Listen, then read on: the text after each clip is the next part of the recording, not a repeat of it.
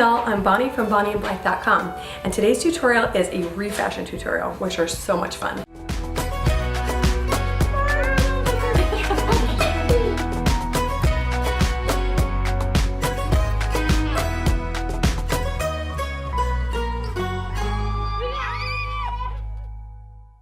Have you ever been wandering through a thrift store and grabbed a super cute top and just thought, I would love this if it were 3 sizes smaller? Well, I did just that the other day and found this super cute collared polka dot top, but unfortunately it was 2 sizes too big. What did I do? Got the sewing machine out and got to work. You ready to see how to do it? Let's go. As you can see from this video, the body was way too big and I wanted it to fit in the bust and waist. I also knew that I needed to take in the sleeves and cut them off so that I could wear it through the summer. The first thing I did was turn the whole shirt inside out. Then I knew that I needed to take the sleeves off, so I cut them at the seam line.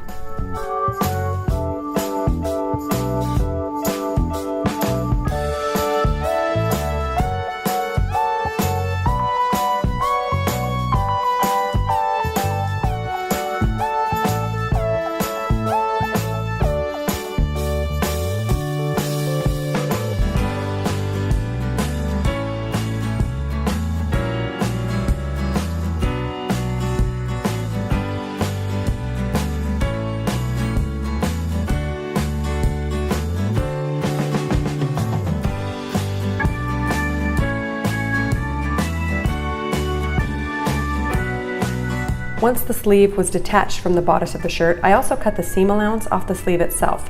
You can probably skip this step if you'll be cutting a lot off of the sleeve head later.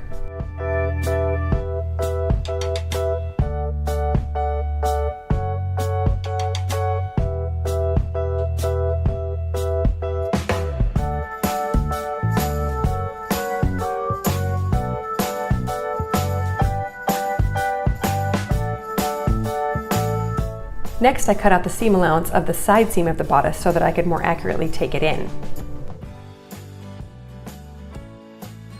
Once that was done, I removed the sleeve and the side seam from the other side.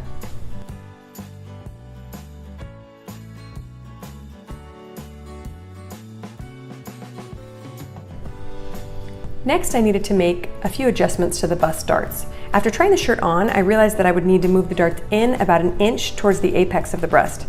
The excess of the outside of the dart would get cut off when I took in the side seam.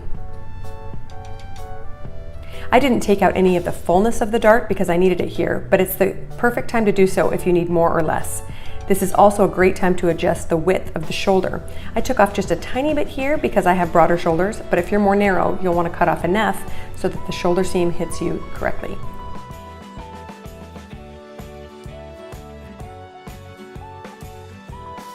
After adjusting the dart, I then measured where I wanted my new seam line to hit and pinned the front and back together at the right spot. I took in about 1.5 inches on each side of the shirt.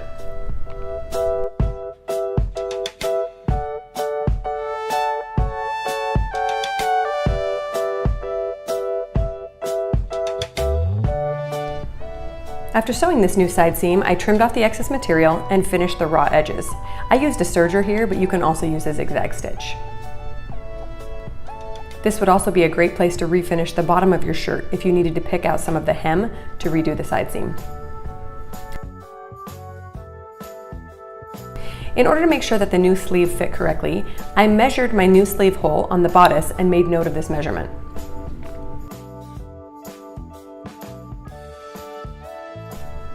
Then I took my sleeve head and marked it at the same measurement so that it would match the sleeve hole.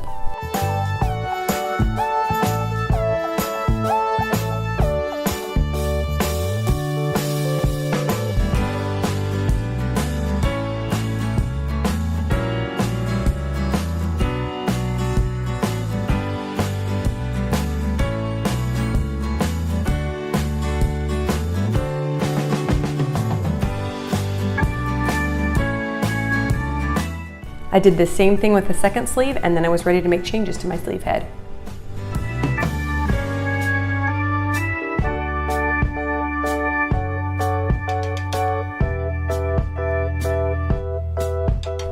My next step was to cut out the underarm seam of my sleeves along this measurement I just marked. I only did this about halfway down the sleeve because I knew I was going to cut it off into a shorter sleeve later.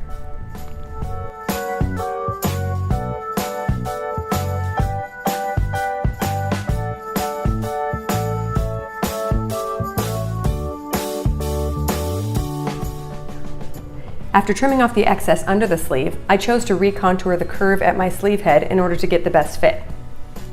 To do this, I just mimicked the curve of the original sleeve head, just making the whole curve shorter.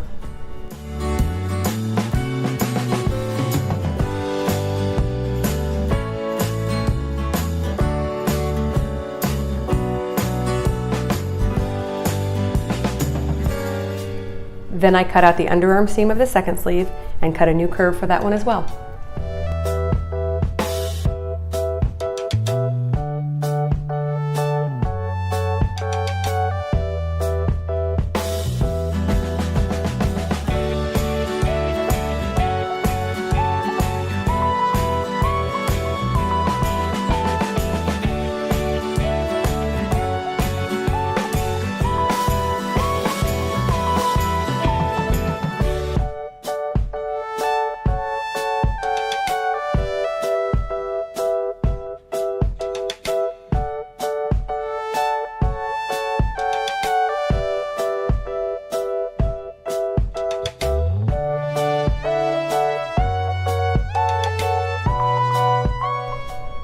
This was the right time to try the sleeve on and measure where I wanted it to end. I left an excess of about 3 inches in order to form a cuff.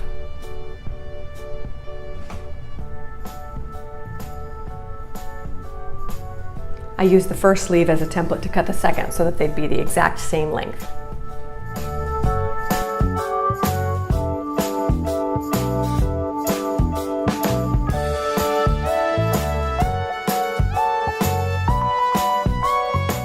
My next step was to sew the sleeves together along the raw edges of the underarm seam. And then it was time to put the sleeves back on the bodice.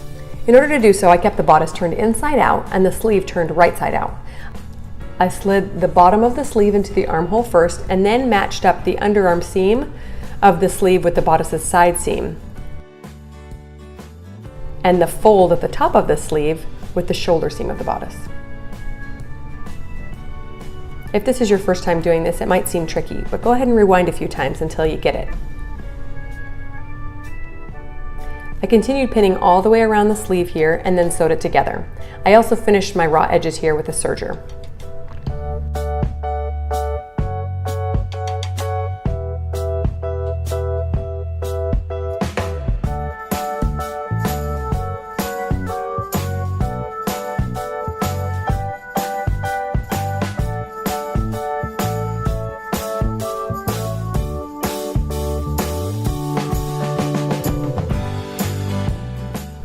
And finally, it was time to hem the sleeves. Remember, I had pinned the sleeve in the spot where I wanted it to end. So first I folded the raw edges up to meet that marking,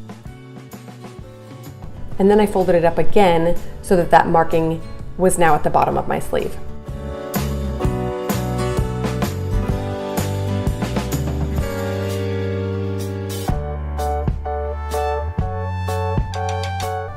I decided to finish the raw edge of my sleeve with a serger and then was going to tack down the top and bottom of the cuff to the sleeve.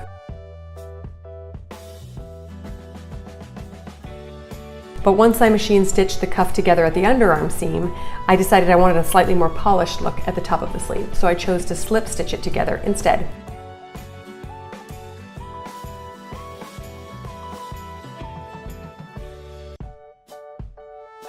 Slip stitching is very simple and just involves hand stitching the sleeve to the inside portion of the cuff where it won't be seen.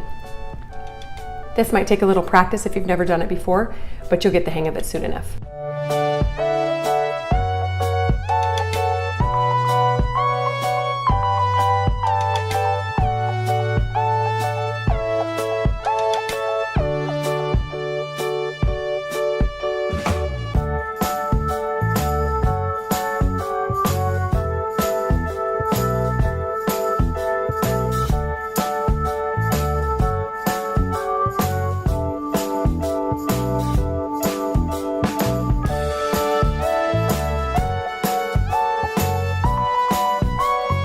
Once that was done, I knew that my cuff would hold both on the top and the bottom, and the part that people could see looked really professional.